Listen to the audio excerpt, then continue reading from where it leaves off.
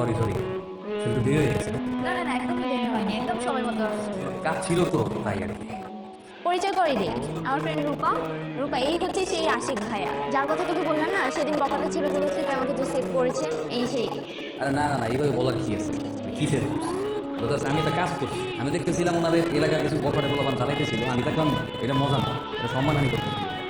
কেউ দায়িত্ব নিতেছিল না, কারো না কারো তো দায়িত্ব নিতেই হবে। আমি জাস্ট আমার দায়িত্বটা পাবো এতটুকু। একটু সুন্দর করে কথা বলেন তো। অনুষ্ঠুর কথা বলার কিছু নেই, এটা সত্য কথা না বলবো। তো কি খাবেন? কিছুই না, চাও নেই কথা। এটা কি চা খাওয়ার পরিবেশ? এখানে আপনি আসছেন আমাদের সাথে ফুচকা খেতে। এই যা ফুচকা অর্ডার করো। আচ্ছা তোর বস, আমি তোর অর্ডারটা দিয়ে আসছি।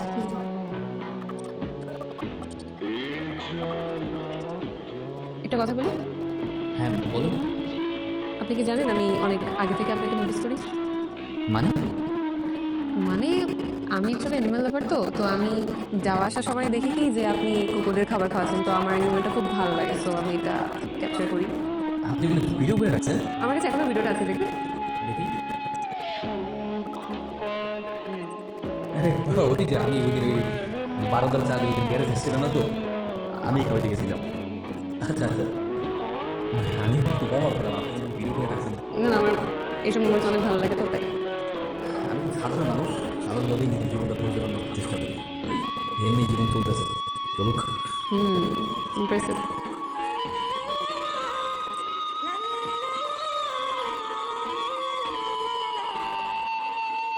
হ্যাঁ, তোমাকে একটা ভিডিও দেখানো ছিল, দেখো। দেখাবো। আসলে দেখ। দেখে বাহ, খুব ভালো কাজ করছি। তাই না বলো? ওর নাম আশিক, ও সুমিদের এলাকায় থাকে, খুব ভালো ছিল। কিন্তু সেটা আমার চেনা চেনা মনে হচ্ছে। তুমি কিভাবে চেনো? না, মনে হচ্ছে আর কি। ও ওকে একদিন আমাদের পাশে নিয়ে আসিস তো। হ্যাঁ, অবশ্যই, ঠিক আছে। চল ফ্রেশ হয়ে নাও। ঠিক আছে। বাসায় হ্যালো।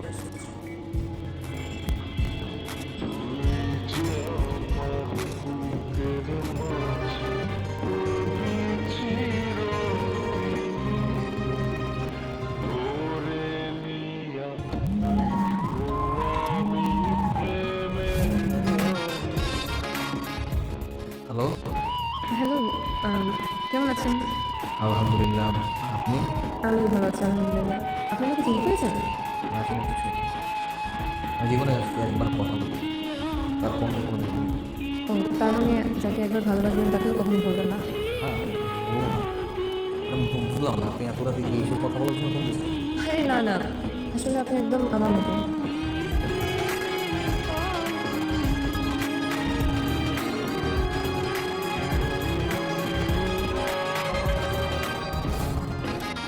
তো will you accept my invitation?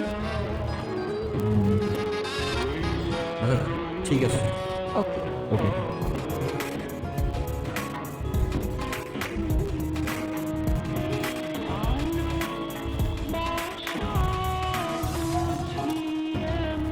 এসো।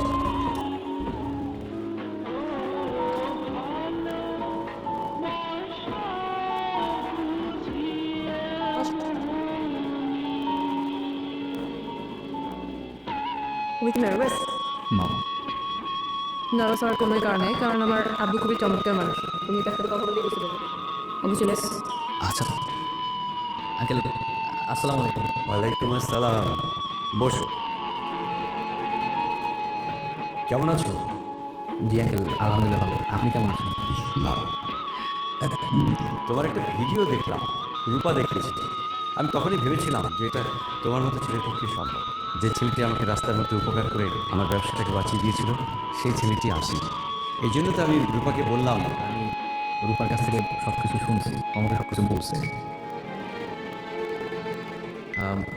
আঙ্কেল, আজকে আমাকে একটু জরুরি কাছে যেতে হবে, আমি তাহলে উঠি। আব্বু, ওনাকে আমাদের সাথে দুপুরে খেয়ে যেতে পারো না? অফকোর্স, অবশ্যই তুমি খেয়ে যাবে আমার সঙ্গে আজকে। না না আঙ্কেল, আমাকে আজকে উঠতেই হবে, আমার জরুরি একটা কাজ আছে। না না, তা বললে তো হবে না। এই চৌধুরীর বাড়িতে কেউ কখনো না খেয়ে ফিরে যায়, তোমাকে খেয়ে যেতেই হবে। আঙ্কেল, আমি যদি বাসায় না যাই, আমার মা না খেয়ে থাকবেন। আমার মাকে খাওয়ার আগে এবং পর ওষুধ খাওয়াতে হবে। কেন, কি হয়েছে না? আমার মা অন্ধ, অনেক বছর আগের এক দুর্ঘটনায় আমার মা তার দৃষ্টিশক্তি হারান। অন্ধ? আমি সরি অ্যাকচুয়ালি আমি বুঝতে পারিনি। তোমার বাবা কি করে? আমার বয়স যখন 7 কি 8, তখন আমার বাবা স্ট্রোক করে মারা যান। দেখেন আমি কি বলে না কি বলে আমি তো সবার মন খারাপ করে দিচ্ছি। বাদ দেন,